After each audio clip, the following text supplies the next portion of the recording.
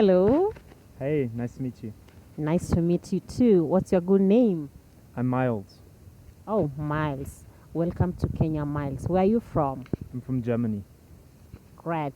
I think you are the eighth person I've met from Germany. So, Karibu Kenya and welcome Kenya. Feel at home. For how long have you been around? For about 12 days now. I've been in Nairobi, Mm-hmm. and also I've gone to Mombasa, Diani for the Mm. last couple of days. Great. What was your first impression about Nairobi?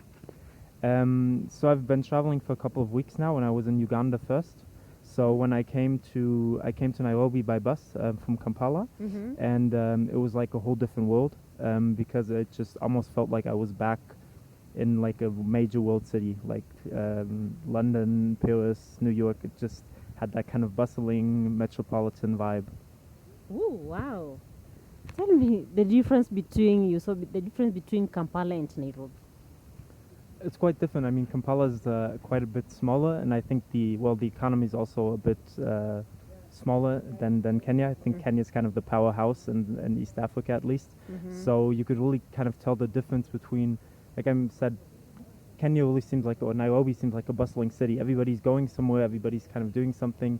And in Kampala, sometimes I had more of the feeling people were hanging around waiting for stuff to happen. Mm-hmm. So that's been kind of the different experience, I would say. But I mean, it also depends what part of Nairobi You you're are in.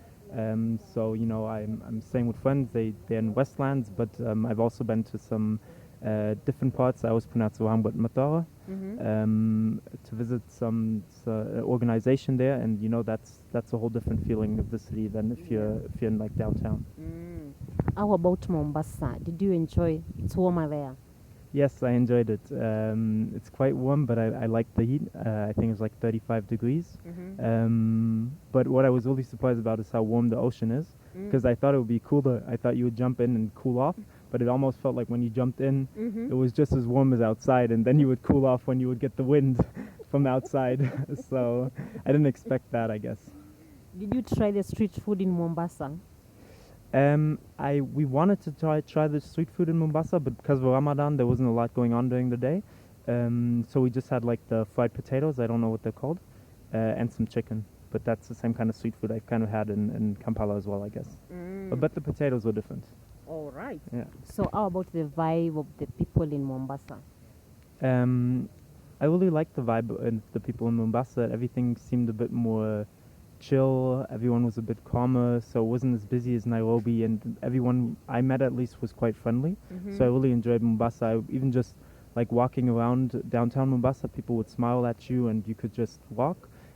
In Nairobi, sometimes you walk downtown, people try to get you into their shops, take you somewhere, sell you things. So that was Mm. quite different. So I enjoyed the vibe there. Great. Did you? Was Uganda your first African country? Yes, Uganda was my first African country. I Mm. went to the Pearl of Africa first, I guess. Why did you choose Uganda first? I'm traveling with one of my best friends from childhood, and he's German Gambian, but he kind of fell in love with Uganda and East Africa, and he has a lot of connections in Uganda. He's been telling me to come for 7 years, so I guess Mm. now's the time. Makes sense. Did you get any culture shock in Uganda? Yeah, of course. At the beginning, I've gotten some culture shocks. It was, I think, for me, the hardest part in Uganda was understanding how to move around the city. Mm-hmm. In Kampala, everything you do is kind of with boda boda. Yes. So even just bargaining with the bodas, understanding when you can take bodas, and sometimes at night when it's maybe safer to take other means of transport as well. Mm-hmm. Yeah, that was a bit of a shock. Let's talk about Nairobi now. All right. Nairobi, I think up until now it's been less of a shock than Kampala, because I guess I was in Kampala first, so when I came here, it almost felt like I was coming to more of a European type of city. I think I went to like the Carrefour first, and it was like this Ooh. huge supermarket that looked just like a supermarket you see anywhere in Germany or the US. Mm. I have to say I think I understood moving with local transport a lot more in Kampala, because here I don't quite understand how to take the what are they called, Matatu? matatus yet. Mm-hmm. So I've mainly been taking Uber, I guess. Mm-hmm. So I would like to, I guess, understand that more. But I think it's easier for you even to use matatu. It's not hard. It's not? It's not. Okay. Yeah, it's not. Just try. You need to try our Because matatu we culture. took matatus in Mombasa. There it was quite easy because you could just tell them where to go. But in like Nairobi, I always kind of felt like there were so many people getting on the matatu, and they were just yelling some names, so I had no idea where they were going and Yeah. if that was the right direction. Yeah. So I guess that's Maybe what. you can book from the hotel when you're coming to town. That's much easier for you. Maybe from the hotel you are leaving, if you see a bus, maybe you can hop in and just drop to town. I think that's much easier. Maybe, yeah. Or you can get someone to help you on that. Yeah, I mean, we're staying with friends, so I'll ask them how to take the matatu too. Yeah, that will be. So from Kenya, are you planning to visit any other African country? And not during this trip. I'm going back home on Sunday. Mm-hmm. Are you planning to visit any other African country? Not during this trip. In the future, I would like to. But now my last stop's Nairobi. Oh, and then you go back to Germany. Then I'm going back to Germany. Yeah. Oh, great. Have you seen any similarity between Kenya and German? Yeah. I think quite a few. In the sense, I was at the university last weekend, I think, and there was a festival there where there were all kinds of stands and all kinds of talks. And a lot of the topics that are being discussed here are the same topics I'm seeing in Germany. So I know there's like a fashion festival going on right now where they're talking a lot about artificial intelligence and how to incorporate that into design. And these are kind of the same discussions like I'm having back home with my university.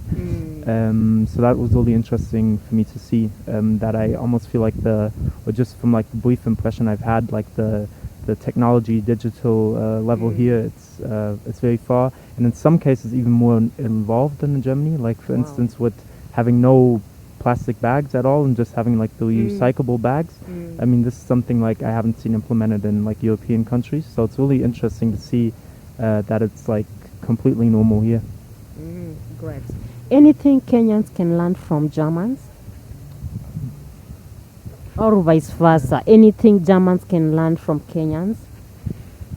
I know you have talked about yeah, the for me it's plastic bags. yeah. Now that one you can The learn. plastic bags for sure, and then also I think especially in Germany sometimes the calmness. Like a lot of people here, even though it seems busy, they still seem to be in the moment and to be calm, and I like the mentality. So Germany, you know, I sometimes tend to be a person that's very in my head, also thinking ahead, not that much being in the moment. I think this is something Germans can learn from Kenyans.